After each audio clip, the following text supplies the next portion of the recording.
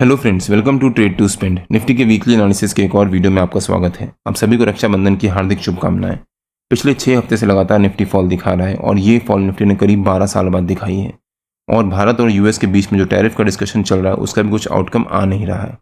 आपको क्या लगता है कि निफ्टी 7वें हफ्ते लगातार फॉल दिखाएगा और नया रिकॉर्ड बनाएगा? आपको जो भी लेवल्स है व्यूज़ में प्लीज़ कमेंट से बताइए। होप आपने हमारा पिछला वीकली एनालिसिस का वीडियो देखा होगा जिसमें हमने निफ्टी की इस हफ्ते के मूवमेंट के बारे में डिस्कशन किया था और हमने क्लियरली मेंशन किया था कि 24400 निफ्टी का एक इंपॉर्टेंट सपोर्ट है और अगर निफ्टी उसको ब्रेक करके उसके नीचे सस्टेन करता है तो वो निफ्टी के लिए नेगेटिव भी हो सकता है। 24400 पे निफ्टी ने यहाँ पर जो ये रेंज बनाई थी उस रेंज का नीचे का लेवल भी था और हमने अपने पिछले वीकली एनालिसिस के वीडियो में इसके बारे में डिटेल में एक्सप्लेन भी किया था। प्लस 24400 एक साइकोलॉजिकल लेवल भी है और निफ्टी ने करीब 3 महीने बाद इस लेवल को ब्रेक डाउन दिया है और उसके नीचे क्लोजिंग दी है। तो निफ्टी के लिए अगला हफ्ता काफ़ी इंपॉर्टेंट हो जाता है। अब निफ्टी ने 24400 के नीचे क्लोज कर दिया। इसका मतलब ये नहीं कि आप सब कुछ जाकर बेच दो। 6 हफ्ते से लगातार निफ्टी फॉल दिखा रहा है और ये फॉल निफ्टी ने करीब 12 साल पहले दिखाई थी। अगर आप जनवरी 2013 के उस टाइम पे जाते हो, 12 साल पहले निफ्टी ने यहाँ पर ये 6 हफ्ते लगातार फॉल दिखाई थी। उसमें भी ये फॉल अगर आप मानोगे जिस हफ्ते निफ्टी ने ये फॉल स्टार्ट किया था, ये फॉल में निफ्टी ने नेगेटिव क्लोजिंग तो दी थी लेकिन जो पिछले हफ्ते का हाई था उसके ऊपर जाकर क्लोजिंग दी थी। तो इसको आप मानो या ना मानो, अगर आप मानते हो तो निफ्टी ने 6 हफ्ते लगातार फॉल 12 साल पहले दिखाई थी और अगर आप नहीं मानते हो तो निफ्टी ने 6 हफ्ते लगातार फॉल काफ़ी टाइम पहले दिखाई थी और बहुत टाइम बाद निफ्टी ने ये फॉल दिखाई है। तो निफ्टी के लिए अगला हफ्ता काफ़ी क्रूशियल हो जाता है। अगर निफ्टी अगले हफ्ते भी नेगेटिव क्लोजिंग देता है तो वो निफ्टी के लिए नेगेटिव हो जाएगा और हो सकता है फिर निफ्टी में एक और फॉल आए। प्लस भारत और यूएस के बीच में जो टैरिफ का डिस्कशन चल रहा है उसका भी कुछ आउटकम आ नहीं रहा है। अब यूएस टैरिफ लगाया जा रहा है कि मेरी बात नहीं मानना, मैं गुस्सा हो जाऊंगा, मेरे पास एक ही हथियार है, मैं जाकर टैरिफ लगा देता हूँ, भारत अपने आप झुकेगा और नीचे आएगा। लेकिन भारत झुक नहीं रहा है। क्यों झुकूँ मैं? मेरे पास इतनी मैन पावर है, मेरे पास इतनी पॉपुलेशन है, मेरे पास सारे रिसोर्सेज हैं। अगर एक यूएस मेरे साथ नहीं चलेगा तो दुनिया में और भी 150 अलग कंट्रीज़ हैं जिसके साथ मैं बिजनेस कर सकता हूँ। 5 महीने का 3 महीने का इम्पैक्ट पड़ेगा लेकिन लॉन्गर रन के लिए मेरे पास नई मार्केट्स खुल जाएंगी, तब यूएस की मोनोपोली मेरे लिए ख़त्म हो जाएगी। यूएस भारत को तोड़ना चाहता है और मैं कभी भी ये रिकमेंड नहीं करूँगा कि भारत को उसके आगे झुकना चाहिए। इनफैक्ट हमें भी उसके ऊपर रेसिप्रोकल टैरिफ लगाना चाहिए। रेसिप्रोकल नहीं तो ना तो सही, हमें अपनी सर्विसेज बंद कर देनी चाहिए कि जहाँ हम तुम्हें सर्विसेज नहीं दे रहे, जो उखाड़ना है उखाड़ ले। 2-3 दिन के अंदर अंदर यूएस भारत के पास वापस आएगा और कहेगा कि माफ़ कर दो, क्योंकि वो भारत और चाइना से एक साथ पंगा नहीं ले सकता। चाइना से ऑलरेडी उसका पंगा चलता रहता है तो भारत से भी चाइना के साथ साथ पंगा नहीं ले सकता। इस समय उसने चाइना का टैरिफ कम कर रखा है क्योंकि वो भारत को झुकाना चाहता है और एक तरफ अगर इंडिया झुक गया तब वो चाइना की तरफ दोबारा मुड़ेगा और तब चाइना के ऊपर भी टैक्स लगाना शुरू करेगा।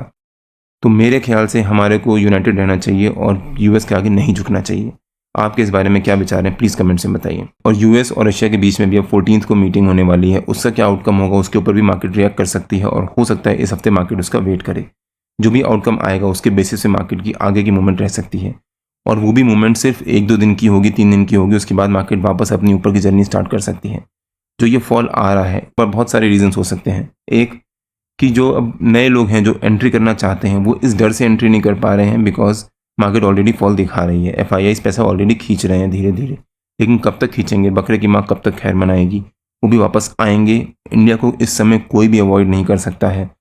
तो मैं भी उस चीज़ से अलाइंड हूँ और भारत का भाव बढ़ने वाला है, इनफैक्ट बढ़ चुका है। प्लीज़ अगर आप अच्छे फंडामेंटल्स वाले स्टॉक्स लेके बैठे हो तो उनसे एग्जिट मत होइए। इनफैक्ट मेरे ख्याल से ये अच्छा टाइम है उनको एक्यूमुलेट करने का। कोई भी बड़ा इन्वेस्टर इस समय छोटे स्टॉक्स में एंट्री नहीं मार रहा है जब तक उसका फंडामेंटल स्ट्रॉन्ग नहीं है। अगर स्टॉक्स का फंडामेंटल स्ट्रॉन्ग है तो वो बाउंस बैक करेंगे और बहुत ज़बरदस्त बाउंस बैक करेंगे। अब देखते हैं कि निफ्टी के अगले हफ्ते के लेवल्स और मूवमेंट कैसी रह सकती है। जो निफ्टी का 50 EMA का लेवल है वीकली चार्ट पे, वो निफ्टी का अगले हफ्ते का इंपॉर्टेंट सपोर्ट रह सकता है और निफ्टी को उसको सर्वाइव करना बहुत ज़रूरी है। तो निफ्टी का हमारा अगले हफ्ते का सपोर्ट रह सकता है 24,000 का। अगर निफ्टी उसको ब्रेक करता है तो वो निफ्टी के लिए नेगेटिव हो जाएगा। प्लस जो निफ्टी का हमारा इस हफ्ते का हाई है 24,777, वो निफ्टी का हमारा अगले हफ्ते का रेजिस्टेंस रह सकता है। प्लस 24,777 के पास निफ्टी ने यहाँ पर रेंज भी बनाई थी, तो हो सकता है निफ्टी अगले हफ्ते 24,777 as a resistance, 24,000 as a support, इसी रेंज के बीच में ट्रेड करे। मान लीजिए निफ्टी मंडे को नेगेटिव ओपनिंग देता है, मंडे यानी कल, और ट्यूसडे को भी अगर निफ्टी मंडे के हाई के नीचे सस्टेन करना शुरू कर देता है शुरू के 1-1.5 घंटा, तो वो निफ्टी के लिए नेगेटिव हो जाएगा। ऐसा क्यों होगा? ऑलरेडी मार्केट एक फॉल दिखा रही है, ठीक है। अब आपने देखा कि मार्केट फॉल दिखा रही है, अब मार्केट अगले हफ्ते भी फिर से जो स्टार्ट करी वो भी नेगेटिव स्टार्ट करी। आपने कहा चलो ठीक है मंडे को नेगेटिव स्टार्ट हुआ है, कोई नहीं, कल रिकवरी आना स्टार्ट हो जाएगी। लेकिन ट्यूसडे को फिर से मार्केट यहाँ पर ट्रेड करना शुरू कर देती है, जो मंडे की नेगेटिव क्लोजिंग थी उसके नीचे। तो आपको लगेगा अरे यार ये तो मार्केट फिर से नीचे जा रही है, अब मैं क्या करूँ।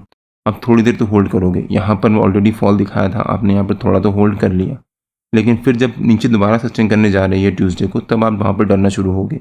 और जब आप डरोगे तो जितने भी सेलर्स यहाँ पर पुट सेल करके बैठे होंगे उनको यहाँ पर लॉस होना शुरू होगा, जिस वजह से अपनी पोजीशन को स्क्वायर ऑफ करेंगे। वहाँ पर मार्केट में शार्प फॉल आ सकता है और हो सकता है फिर निफ्टी में एक ज़बरदस्त फॉल आए और निफ्टी का जो हमारा वीकली सपोर्ट है 24,000 का, निफ्टी उसके पास तक जाकर फॉल दिखाए। लेकिन अगर निफ्टी ने मंडे को पॉजिटिव ओपनिंग दी तो यहाँ पर खुश मत हो जाइएगा कि मंडे निफ्टी ने पॉजिटिव ओपनिंग दी है और 6 हफ्ते से लगातार निफ्टी फॉल दिखा रहा है, अब यहाँ पर रिकवरी स्टार्ट हो गई और 7वें हफ्ते लगातार फॉल नहीं दिखाएगा। ऐसा नहीं है। मंडे को अगर निफ्टी पॉजिटिव ओपनिंग देता है तो हो सकता है निफ्टी में ट्यूसडे को फिर से नेगेटिव ओपनिंग क्लोजिंग हो। क्यों? क्योंकि थर्सडे को जो यूएस और रशिया के बीच में मीटिंग है उसके आउटकम का मार्केट वेट कर सकती है। जो भी एक आरबीआई की पॉलिसी का आना था वो आ चुका है, आरबीआई ने पॉलिसी में रेट चेंज नहीं किए हैं। अब जो एक हर्डल बचा है वो टैरिफ का हर्डल बचा है, प्लस ग्लोबली जो वॉर्स चल रहे थे वो भी खत्म होते जा रहे हैं। तो अब टैरिफ में यूएस ने ऑलरेडी 50% टैरिफ लगा दिया है। अब कितना टैरिफ लगाएगा? मान लीजिए 100% भी लगा देता है, लेकिन जो नुकसान होना था कंपनीज का वो हो चुका है और उन्होंने उसका सोल्यूशन ढूंढना शुरू कर दिया। इनफैक्ट वो 100% टैरिफ के लिए भी अब प्रिपेयर्ड हो चुकी हैं।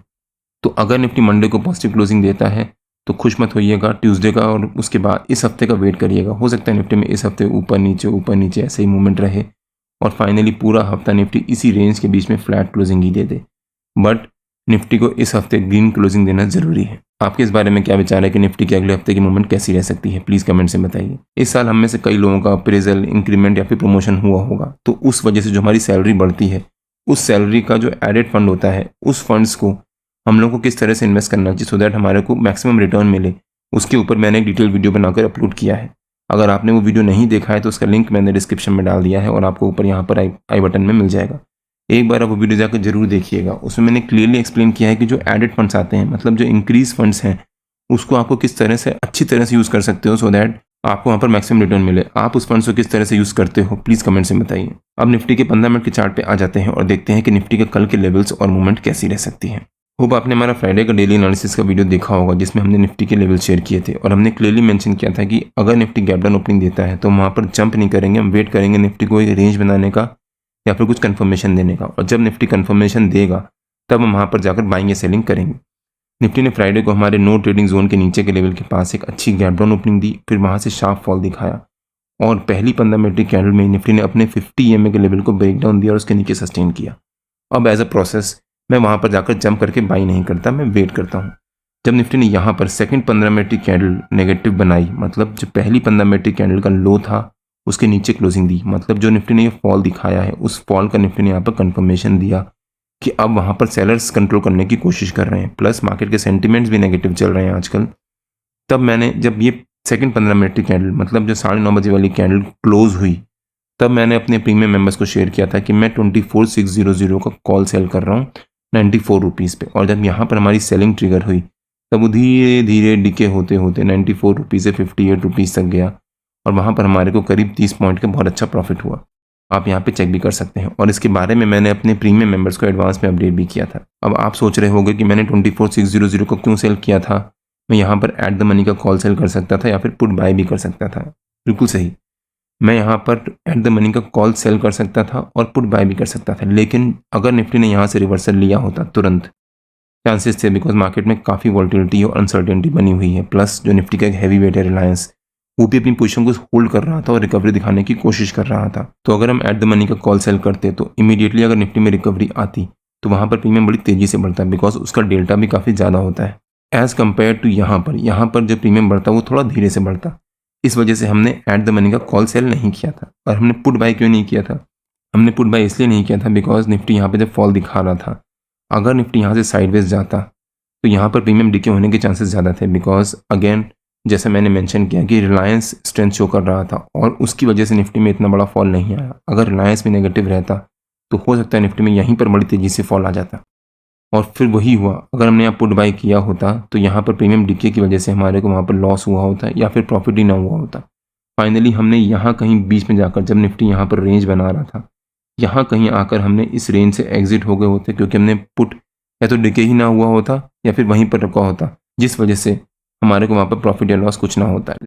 और उसके बाद निफ्टी ने आखिरी में यहाँ पर शार्प फॉल दिखाया था। इस तरह से अगर आखिरी में रिवर्सल भी आ जाता तो वहाँ पर हमारे को पुट बाइंग में अच्छा खासा लॉस होता, इसीलिए हमने पुट बाइंग नहीं करी थी। अब 24,600 ही क्यों? क्योंकि वो हमारा नो ट्रेडिंग जोन का ऊपर का लेवल था, और अगर निफ्टी में रिकवरी आती तो निफ्टी का हमारा पहला रेजिस्टेंस जो बनता है वो 24,538 का, जो हमारा नो ट्रेडिंग जोन का नीचे का लेवल था। अगर निफ्टी उसको ब्रेक करता तब हम यहाँ से जाकर कॉल से एग्जिट हो जाते, लेकिन हमारा स्टॉप लॉस अलग था, इसलिए हमने वहाँ पर कॉल सेल किया था और वहाँ पर हमारे को अच्छा प्रॉफिट भी हुआ। उसके अलावा हमने निफ्टी में या फिर बैंक निफ्टी में कोई भी ट्रेड नहीं लिया। हमने उसके अलावा सिर्फ स्टॉक स्पेसिफिक बाइंग करी थी, और हमने इस हफ्ते भी ज़्यादा कुछ बाइंग नहीं करी थी, हमने सिर्फ स्टॉक स्पेसिफिक बाइंग करी थी और वहाँ पर हमारे को अच्छा प्रॉफिट हुआ था। आप यहाँ भी चेक भी कर सकते हैं। और इन सारे लेवल्स के बारे में मैंने अपने प्रीमियम मेंबर्स को एडवांस में अपडेट किया था कि मैं क्या बाई कर रहा हूँ, कब बाई कर रहा हूँ और उसका स्टॉप लॉस और टारगेट क्या हो सकता है। प्लस मैं अपने यूट्यूब चैनल में भी अपडेट करता हूँ कि मैं कौन से स्टॉक्स में टारगेट कर रहा हूँ और उसका बाइंग प्राइस क्या है। और अगर आपने हमारा यूट्यूब चैनल सब्सक्राइब नहीं किया है तो प्लीज़ सब्सक्राइब कर लीजिएगा और बेल आइकन जरूर हिट कर लीजिएगा, सो दैट मैं जब भी अपना अगला वीडियो पोस्ट करूँ आपको नोटिफिकेशन आ जाए। अब देखते हैं कि निफ्टी के कल के लेवल्स और मूवमेंट कैसी रह सकती है। निफ्टी ने आज यानी फ्राइडे को दिन भर एक छोटी सी रेंज के बीच में साइडवेज मूव में ट्रेड करता रहा। वो अलग बात है कि निफ्टी ने करीब 200 पॉइंट की फॉल दिखाने के बाद क्लोजिंग दी है, लेकिन निफ्टी की कल की ओपनिंग पे काफ़ी कुछ डिपेंड करेगा कि निफ्टी किस तरह से ट्रेड करता है। अगर निफ्टी कल इसी रेंज के बीच में एक फ्लैट ओपनिंग देता है तब हो सकता है निफ्टी यहीं पर रेंज बनाना शुरू कर दे, साइडवेज चला जाए।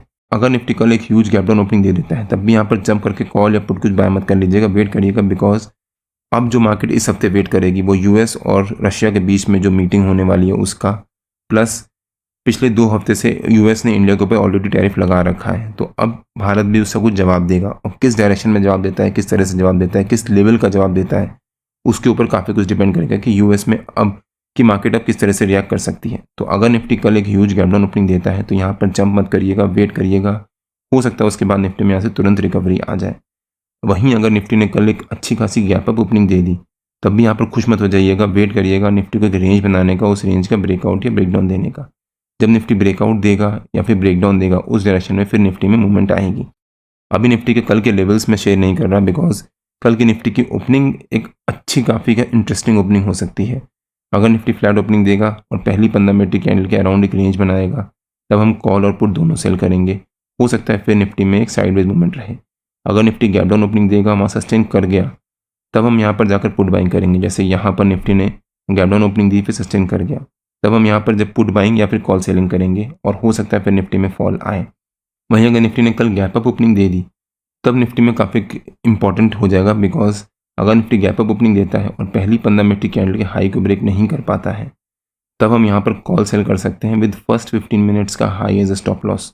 हो सकता है उसके बाद निफ्टी में यहाँ से शार्प फॉल आए या फिर निफ्टी साइडवेज ही चला जाए और पहली 15 मिनट की कैंडल का हाई को ब्रेक ना कर पाए।